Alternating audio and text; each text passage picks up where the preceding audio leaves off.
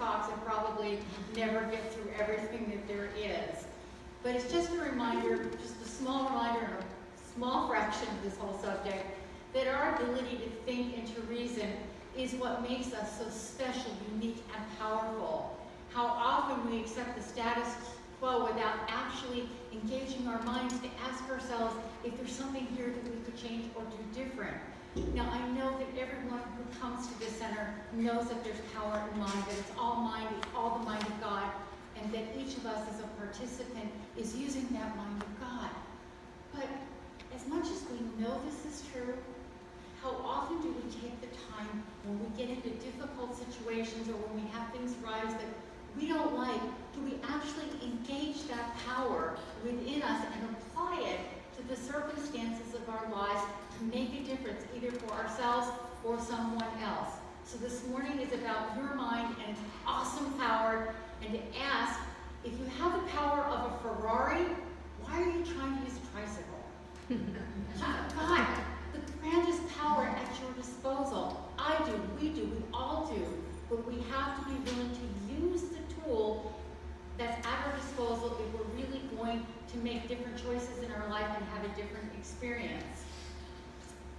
I don't know how many of you are on Facebook or have ever gone on Facebook? Oh, well, good. At least some of you will understand what I'm about to talk about. Because I always find Facebook to be an interesting experience where people take pictures of what they're eating for dinner and tell you how long they slept last night. And it's always, that part of it's always been a little confusing to me. So I really resonated when I read this in a newsletter we got a while back. And it was, quote, "Presently, I am trying to make friends outside of Facebook while applying the same principles people on Facebook use. Therefore, every day I walk down the street and I tell passersby what I have eaten, how I feel at the moment, what I have on, and with whom.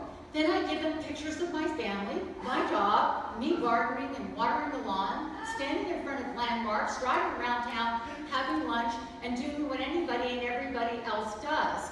I also listen to their conversations, give them a thumbs up, and I tell them I like them. And it works just like Facebook. I already have 4 people following me. 2 police officers, a private investigator, and a psychiatrist." Really? That pretty much sums it up, doesn't it? In some form or fashion, I think that all of us use computers in our life. Now, some of us may use a desktop or laptop computer for various functions, but even if you don't, if all you use is a cell phone, that's a computer. So are iPads and tablets, and even if you have none of those, but you watch TV, you have to be using a computer nowadays to watch TV. You remember when you could buy a TV? You don't, you're too young. You plug it in, and there were 3 stations. It either worked or it didn't. You didn't have to know anybody, you didn't have to program anything, you didn't have to do anything special. Now they all contain computers, and our cars are computerized, okay? So computers, for me, are a wonderful analogy about how we can use the power of mind. You have a connection, but if you don't access it, nothing happens. So you have to access your connection. You have to ask it to do something. You have to tune in, you have to program, you have to pull it forth. So I'm going to call upon the computer analogy a little bit this morning, and I'll try to explain it as I go. Now, if you use computers, you may be familiar with the idea of either being a limited user or an administrator. So if you're computer savvy, you already know this. If you're a limited user can use and access things on the computer, but they can't do anything dangerous. They can't install programs or malware or anything like that. Many people use that function to protect themselves from doing something stupid, like installing malware. But oftentimes you use it for your kids to keep them from accessing something that you don't want. The administrator, on the other hand, has full power. They can do anything. They can install, they can uninstall. They have absolute power over the computer and what's on it. When it comes to your life this morning, I'm asking if you are running as a limited user or are you a system administrator? Are you just making little use of the mind of God here and there, and maybe on occasion going, whew, that was kind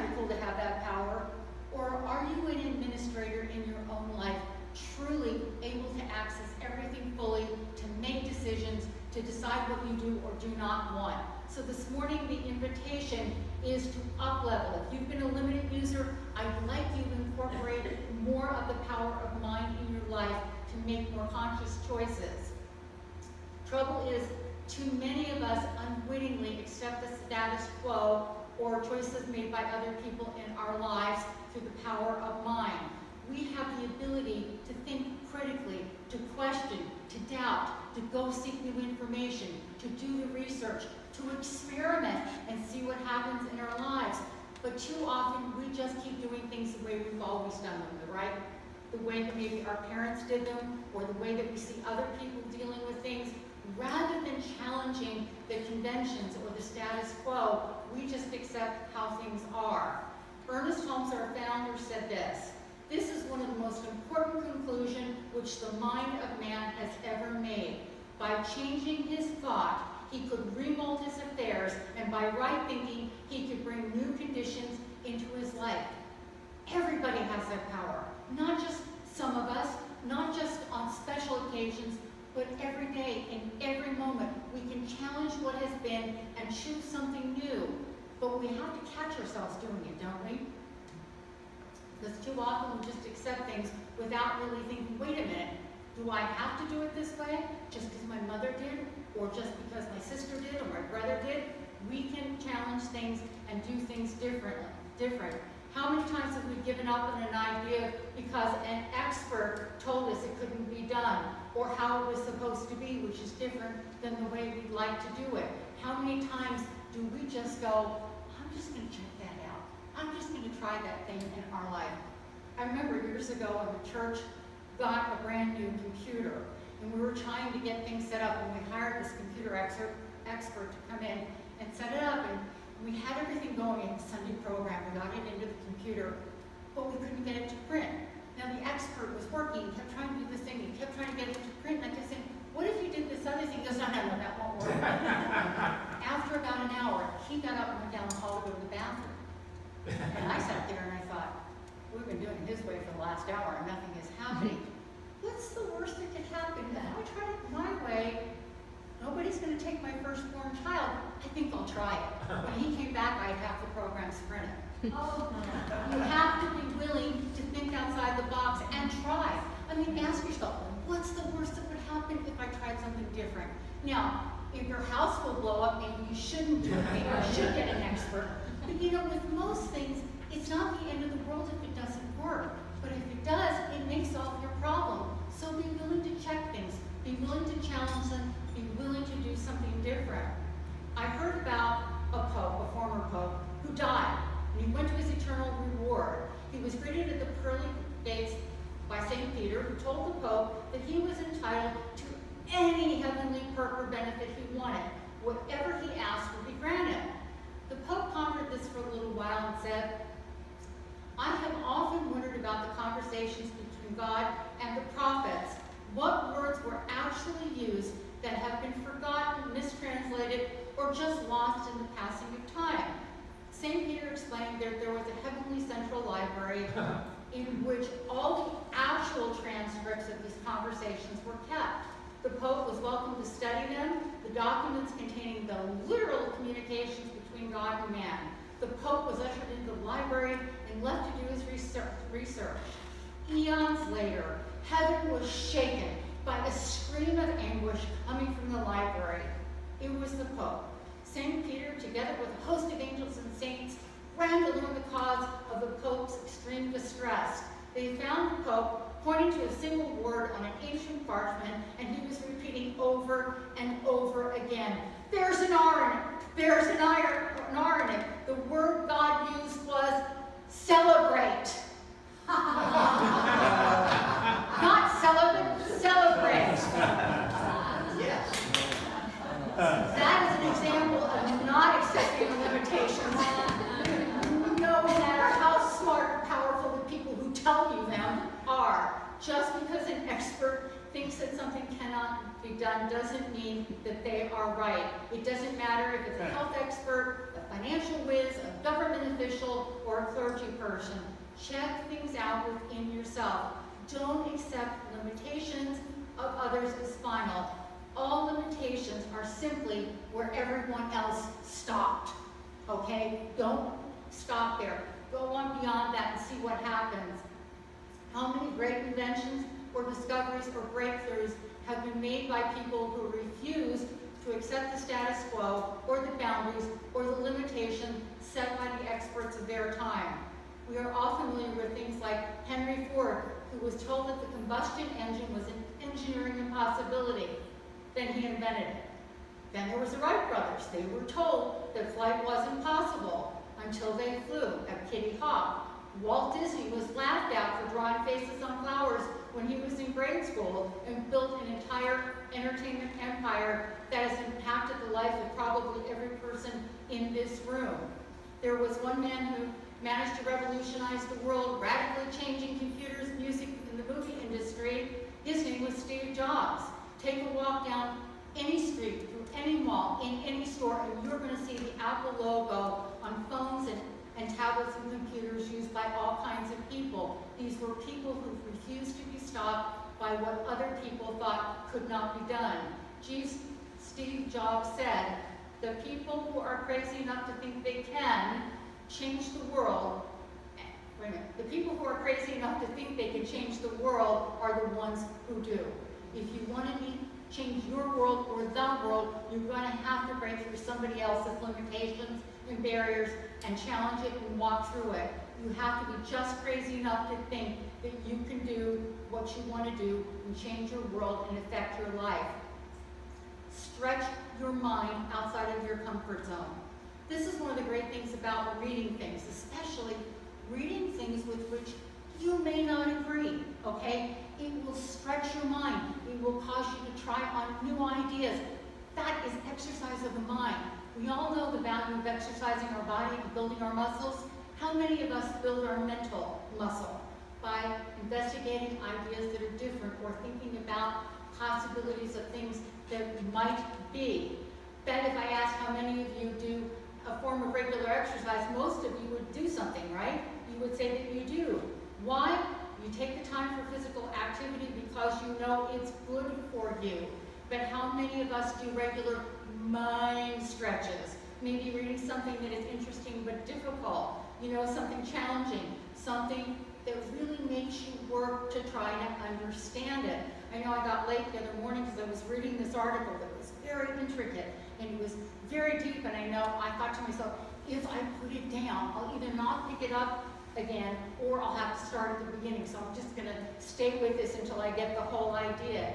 It's about expanding our points of view. Listen to somebody else with an opposing point of view.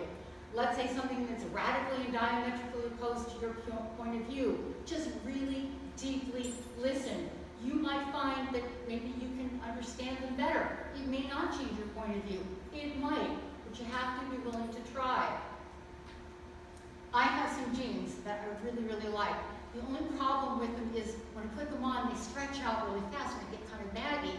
So I find I'm always washing them and throwing them in the dryer to re-shrink them. Well, that's the difference between my jeans and my mind. You want to stretch your mind. You want it to increase in size. You want it to never go back to the size that it was. And here's something interesting. Unlike the jeans in the dryer, once your mind is stretched, it never goes back to where it was. It grows, it can expand, it can accommodate more. We should be doing that with our minds all the time. We should have stretch marks all over our brains. We should be stretching them so much that we think that we're actually going to burst. We won't, but it's a good idea to do that. The more you use your mind and exercise it, the bigger it gets and the more it can accommodate. It's as though the more God you experience, the more of God you can have an experience of. We have to be willing to do that if we're going to grow in this lifetime. And that's what we're here to do. I heard about two little girls, and kids are very good at stretching their minds. They're always asking why and exploring and trying to challenge themselves. We ought to do that more often. But two little girls were stretching their minds and trying to understand bigger concepts. Anyway, the two girls were having a discussion about family resemblance. I look like Mom, said the 9-year-old, but I have Dad's eyes and Dad's lips. The 6-year-old said, and I look just like Dad, but I have light hair. Then the 6-year-old turned to her mother and asked, "Mom, what does Dad have to do with us being born anyway?" Well, before Mom could answer, the 9-year-old jumped in and said, "Oh, don't be stupid, Christina. Dad is the one who drove Mom to the hospital." Oh.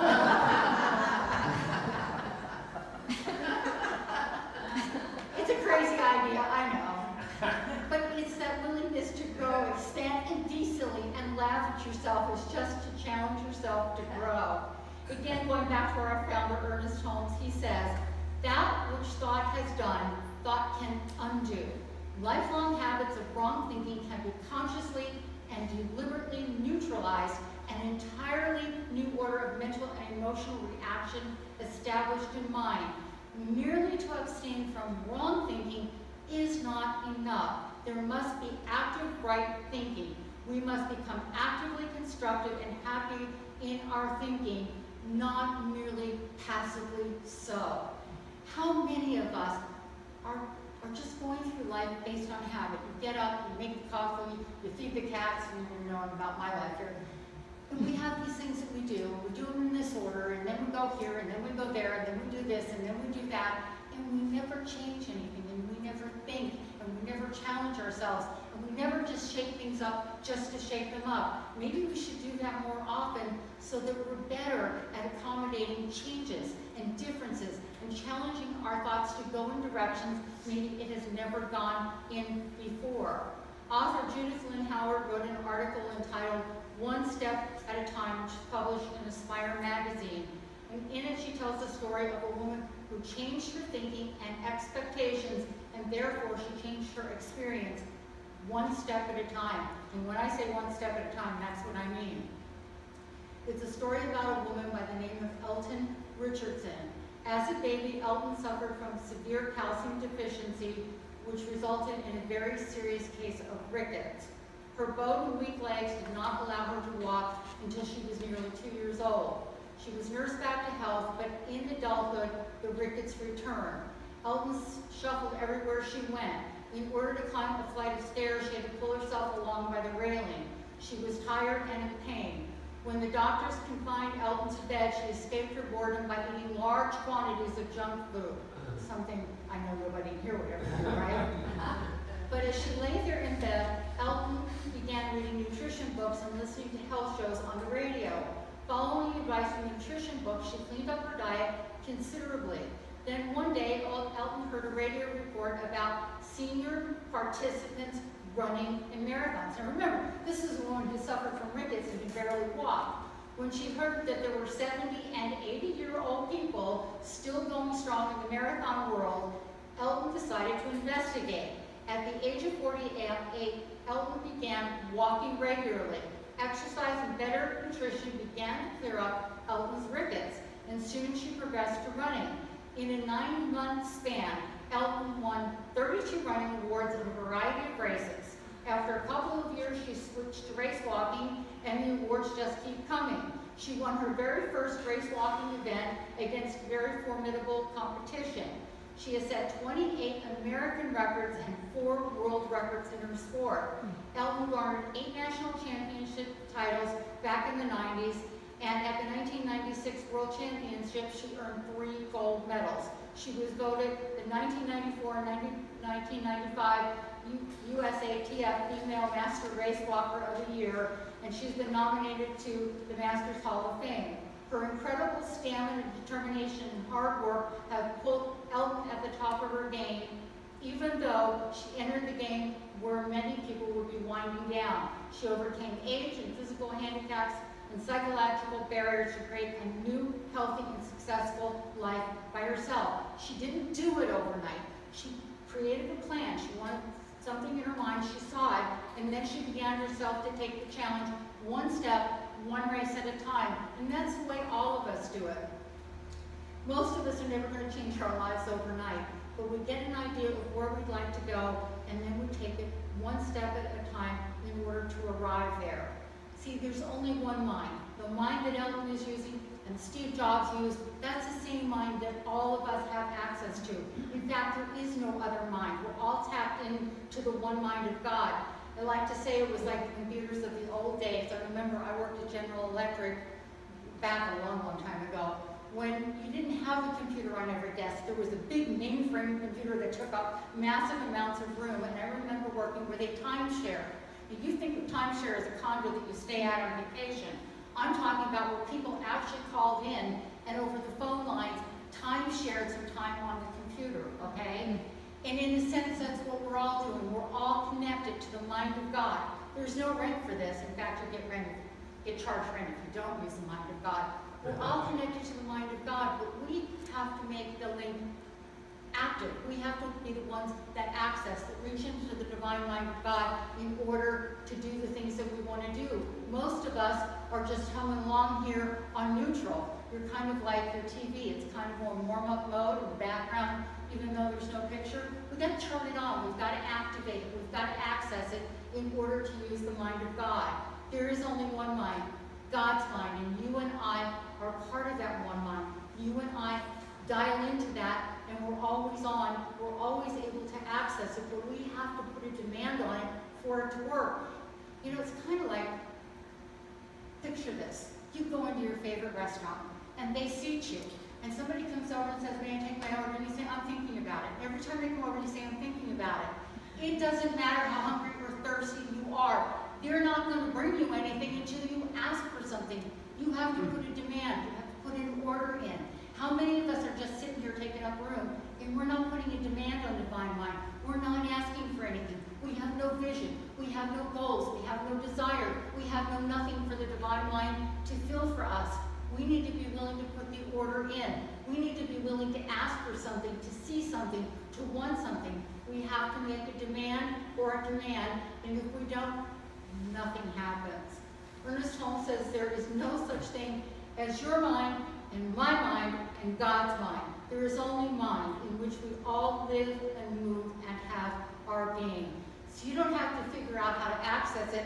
You're already connected. Just start asking. Just start putting a demand on things. We are all part of the one mind of God. Therefore, we're all connected with God and with each other.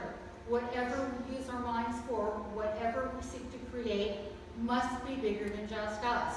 We are living in a world that needs to reawaken itself, our collective consciousness, to the fact that we are not separate from other people. Whatever happens to one happens to all, whether we see it or feel it or not. You know, just because we only had a rainstorm Friday night and not a hurricane doesn't mean we're not connected to those who were affected by that earthquake or that hurricane. We're all connected. We all suffer the effects when something negative happens, and we all benefit from the positive. So the more actively we can engage with that, the more of the good we can experience. What we do anywhere affects every single person. You know, we can say, well, you know, my thumb is just a thumb. It's not really me, it's just my thumb. But if I whacked it with a hammer, let me tell you, the whole body's feeling it. The whole body's dancing steps it never knew it could dance, because it's all connected. Well, in the same way, we're all connected in the mind of God. You can't hurt one over here without hurting the one over here. And the sooner we realize that and start reacting from that, the better our world will be. Archbishop Desmond Tutu, the South African cleric and theologian, said, "The God who existed before any religion counts on you to make the oneness of the human family known and celebrated. It happens by means of each and every one of us. Not someone here or someone there, but every single one of us." I think I've shared before about a gentleman by the name of Craig Kilderber from Toronto, Canada. I'm not seeing any recognition out there. Okay, he's 35 years old now. But at the age of 12 in 1995, Craig read about the child labor and child slavery that happens in many places in the world. He went to the other kids at his school at the age of 12 in Canada and said, okay, here's the problem. What are we going to do about it? Now, that is what I'm talking about as a global citizen who gets it. And with that very first international human rights groups that was formed and run by children began. Now, it's in 25 countries across the world, and it's called Free the Children. Craig is utterly amazing. As a child, he traveled the world by himself, meeting with children, meeting with heads of state, meeting with heads of organization, raising money and raising awareness, making a difference, and still managing to make straight A's. I'm not trying to intimidate anybody here. So the question becomes, if he could do this at the age of 12, why aren't we, each of us, following our purpose? Why aren't we fully living our passion? Do we tell ourselves it's because we don't have enough time, or not enough money, or we have too few contacts, or we don't have enough experience, or we don't have enough education?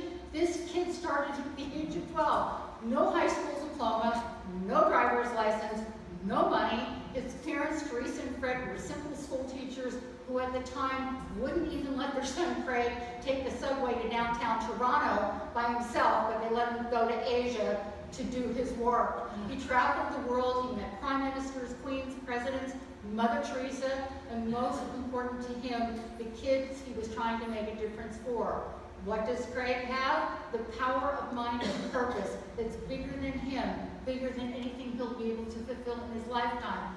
That's not stopping him from making the difference that he can in doing the work and spreading the word. It's his passion, and it's his drive, and it's his heartfelt desire. Today, at 35, Craig is still involved with humanitarian work and Save the Children and a new organization of youth empowerment called Me to We that is beginning to try to wake up at least the younger generation to the fact that we're all in this together. There's no us and them, it's all we. And he still continues to do his humanitarian work today. For anyone who's ever said that they couldn't do anything earth-shattering or follow their own dream because they didn't have what it took to do it, Craig completely shatters that for all of us. He had an idea, he had a passion, and by doing what he could, he attracted to himself the resources and the people to see his dream, his vision, and his ideas take form. He had what is available to every single person on this planet. He has a connection to divine mind and the ability to see what he wants to achieve and the willingness to go out on the edge and try. Maybe he wouldn't have succeeded, but at least he tried. At least he knows how it would turn out. How many of us think to ourselves at times, if only I had, if I had known, if I'd been older or younger, or smarter or brighter, or taller or whatever, I would have. Stop settling for would have and start doing it today. Engage the mind of God. There's nothing that the power of God cannot do and is not willing to do by means of us. But we have to make the demand on the divine mind. The power of mind, you and I share access to the one mind, the big brain, the all in everything. There's nothing that we can't do. Just stop being a limited user and take full access, full power. Really take control of your own life and your own thoughts and be willing to challenge your ideas, your limitations, your beliefs. Everything that comes up is willing to be challenged. There shouldn't be, well, I can't challenge this because, or I can't challenge that. Challenge it all. You know, you may accept where it is, but at least know that you have the ability to say, I don't like that. I want to try something else. I have this diagnosis of something. Challenge it. You don't have to accept it. The world is full of stories of people who challenged it and healed. People who were destitute and became wealthy. People who had an idea or a vision who didn't just go, oh, that's a nice dream, but got up and did something. It's available to every one of us. I'd like to close with the words of Henry David Thoreau, who said, as a single footstep will not make a path on the earth, so a single thought will not make a pathway in the mind. To make a deep physical path, we walk again and again and again. To make a deep mental path, we must think over and over the kind of thoughts we wish to dominate our lives. So that's my challenge to you, is to begin to access this power consciously and deliberately and use it every single day. Namaste.